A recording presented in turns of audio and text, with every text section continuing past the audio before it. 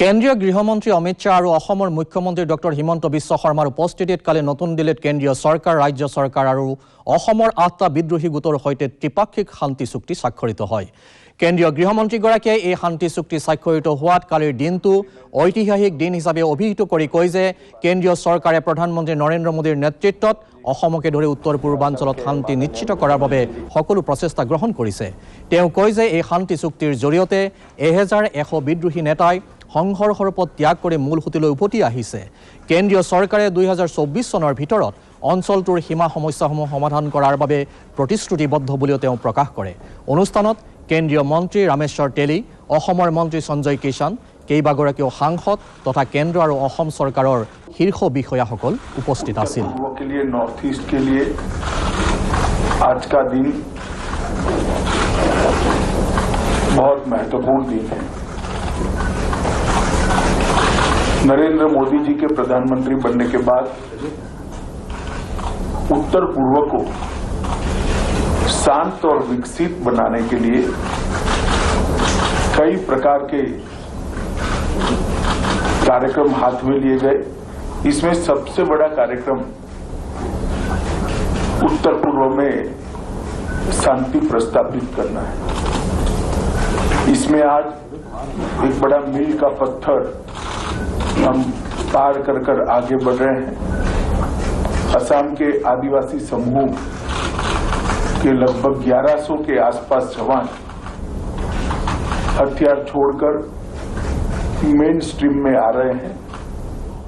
हमने तय किया है कि 2024 के पहले राज्यों के बीच में सीमा का विवाद हो, चाहे ये सारे सशस्त्र ग्रुपों की बात हो, हम हर विवाद को समाप्त करना चाहते हैं। एक और असम की और उत्तर पूर्व की संस्कृति का संरक्षण और संवर्धन करना, सारे विवादों को समाप्त कर सारे सशस्त्र गुटों के साथ समझौता कर पुनर्वसन करना, और तीसरा विकास की गति देकर उत्तर पूर्व को देश के बाकी के हिस्सों के अनुरूप विकसित बनाना। এই শান্তি চুক্তিৰ বিভিন্ন দিশ সন্দৰ্ভত এতিয়া আমি এক বিশেষ আলোচনা কৰিবলৈ আগবাঢ়িছোঁ। আমি এতিয়া পোনপটীয়াকৈ কথা পাতিব বিচাৰিছোঁ অৱসৰপ্ৰাপ্ত IPS বিষয়া, প্ৰাক্তন অতিৰিক্ত আৰক্ষী সঞ্চালক প্ৰধান পল্লৱ ভট্টাচাৰ্যৰ সৈতে। পল্লৱ ভট্টাচাৰ্য ডাঙৰীয়া, আপোনাক আমাৰ অনুষ্ঠানলৈ স্বাগতম জনাইছোঁ। ধন্যবাদ। আমি ইতিমধ্যে গম পাইছোঁ যে কালি অসমৰ 8টাকৈ বিদ্ৰোহী সংগঠনৰ সৈতে শান্তি চুক্তি স্বাক্ষৰিত হৈছে। আপোনাৰ মতে এই চুক্তিৰ গুৰুত্ব আৰু প্ৰভাৱ কেনেকুৱা হ'ব? এই যিটো চুক্তি হৈছে 8টা আদিবাসী সংগঠনৰ সৈতে, এই চুক্তি অসমৰ কাৰণে অতি গুৰুত্বপূৰ্ণ হ'ব। কিয়নো আপোনালোকে জানে যে অসমৰ প্ৰায় 20% জনসংখ্যা আদিবাসী জনগোষ্ঠীৰ দ্বাৰা গঠিত, আৰু তেওঁলোক অসমীয়া সমাজৰ এটা অপৰিহাৰ্য অংগ। তেওঁলোকৰ বিভিন্ন ধৰণৰ অসুবিধা ইমান দিন আছিলে, গতিকে এই শান্তি চুক্তিত এনেকুৱা কিছুমান প্ৰভিজন আছে যিবিলাকৰ জৰিয়তে তেওঁলোকৰ অৱস্থাৰ উন্নতি হ'ব, আৰু তেওঁলোকৰ অৱস্থাৰ উন্নতি হ'লে তেওঁলোকে অসমখনক আৰু অৰ্থনৈতিকভাৱে আগুৱাই নিবলৈ আৰু ভাৰতবৰ্ষত এখন গুৰুত্বপূৰ্ণ ৰাজ্য হিচাপে প্ৰতিষ্ঠিত কৰিবলৈ সম্ভৱ হ'ব। সেইকাৰণে মই ভাবোঁ যে এই চুক্তি অসমৰ কাৰণে অতি গুৰুত্বপূৰ্ণ। হয়, আৰু এটা কথা, যোৱা কেইবছৰমানত উত্তৰ পূবৰ বহুকেইটা বিদ্ৰোহী সংগঠনৰ সৈতে শান্তি চুক্তি স্বাক্ষৰিত হৈছে। এতিয়ালৈকে কিমানমান এনেকুৱা চুক্তি হৈছে বা কিমান সংগঠন মূল সুঁতিলৈ ঘূৰি আহিছে, এই বিষয়ে আপুনি কিছু জনাব নেকি? আপোনালোকে যদি অসমৰ কথা চাই, অসমত যদি আমি একদম BLTৰ পৰাই আৰম্ভ কৰোঁ, আমাৰ আৰম্ভণিতে যেতিয়া এনেকুৱা ধৰণৰ ঘটনা ঘটিছিলে, BLTয়ে প্ৰথম অৰ্গেনাইজেশ্যন আছিলে যাৰ লগত প্ৰথম শান্তি চুক্তি হৈছিলে। এনেকুৱা ধৰণৰ শান্তি চুক্তি এতিয়া প্ৰায় 15টাতকৈ অধিক সংগঠনৰ লগত হৈছে। ইয়াৰ বাহিৰেও আপোনালোকে যদি চাই, ত্ৰিপুৰাৰ ক্ষেত্ৰত NLFT বুলি এটা সংগঠনৰ লগত শান্তি চুক্তি হৈছে, SD গ্ৰুপ বুলি কয় তেওঁলোকৰ লগত, সেইটো 2019 চনত হৈছে। তাৰ বাহিৰেও আপোনালোকৰ আমি যিটো কওঁ ৰিয়াংসকলৰ লগত যিটো ব্ৰু ৰিয়াঙৰ যিটো চুক্তি, সেই এটা চুক্তি হৈছে। তাৰ বাহিৰে বড়ো জনগোষ্ঠীৰ লগত যিটো চুক্তি হ'ল সেইটো এটা খুব গুৰুত্বপূৰ্ণ চুক্তি আৰু তাৰ বাহিৰেও আমাৰ কাৰ্বি আংলঙৰ যিবিলাক এক্সট্ৰিমিষ্ট সংগঠন আছিলে তেওঁলোকৰ লগতো ভাল ধৰণে চুক্তি হৈছে গতিকে এই চুক্তিবিলাক এনেকৈ চলি আছে তাৰ বাহিৰেও এটা কথা ক'ব পাৰি যে NSCN-IM যিটোক আমাৰ অসম নৰ্থ ইষ্টৰ বিদ্ৰোহী সংগঠনৰ mother of all extremist organisation বুলি কোৱা হয় তেওঁলোকৰ লগতো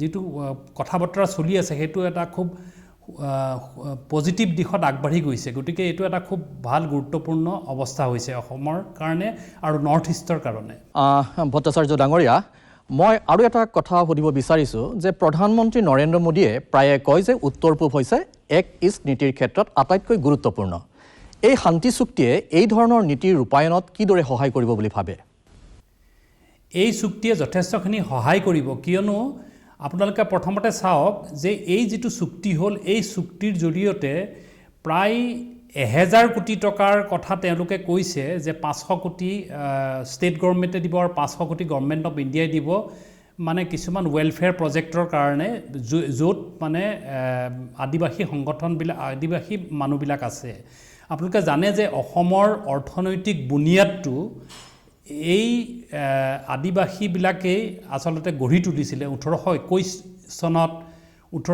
চনত তেওঁলোকে চুটনাগপুৰৰ পৰা ব্ৰিটিছ সাম্ৰাজ্যই তেওঁলোকক ইয়ালৈ লৈ আহিছিলে আৰু তেওঁলোকে ইয়াত আহি এতিয়া 800ৰো ওপৰ মানে টি গাৰ্ডেন ইয়াত প্ৰতিষ্ঠিত কৰিছে আৰু টি গাৰ্ডেনৰ কথা আপোনালোকে জানে যে এইটো এটা খুব ইম্পৰ্টেণ্ট আৰু মানে আমাৰ কি বুলি কয় এটা ইণ্ডাষ্ট্ৰি বুলি ক'ব পাৰি ইয়াৰ বাহিৰেও এই যিবিলাক বিদ্ৰোহী আছে তেওঁলোকে আচলতে বিভিন্ন ধৰণৰ কৰ্মসংস্থাপনত জড়িত হৈ পৰিব কাৰণ তেওঁলোকৰ সেই যিটো নৰ্থ ইষ্টৰ যিটো ৰিহেবিলিটেশ্যন পলিচি আছে সেই পলিচিৰ জৰিয়তে তেওঁলোকে বিভিন্ন ধৰণৰ কাম কৰিব পাৰিব ধৰক তেওঁলোকে গাহৰি পালনৰ কথাও ভাবিব পাৰে কোনোবাই বা এনেকুৱা ধৰণৰ কিছুমান বিশিষ্ট কাম কৰিব বা মৎস্য পালনৰ কথাও কৰিব পাৰে গতিকে এই এক্ট ইষ্ট পলিচিৰ জৰিয়তে এই যিবিলাক ডিমাণ্ড আছে তাৰমানে বিশেষকৈ মই এটা কথা জানো যে চাইনাৰ তাত মানে এই পিগৰ কথা যিটো কৈছোঁ গাহৰিৰ কথা তাত এটা খুব বহুত ডাঙৰ ডিমাণ্ড আছে গতিকে এই এক্ট ইষ্ট পলিচিয়ে এই এনেকুৱা ধৰণৰ যিবিলাক এক্সপৰ্ট হ'ব সেই এক্সপৰ্টেৰে অসমলৈ বহুত বিদেশী মুদ্ৰা কঢ়িয়াই আনিব পাৰিব গতিকে মই ভাবোঁ যে এই এক্ট ইষ্ট পলিচিৰ লগত এই চুক্তিৰ যথেষ্টখিনি যোগাযোগ আছে বুলি মই ভাবোঁ ধন্যবাদ ভট্টাচাৰ্য ডাঙৰীয়া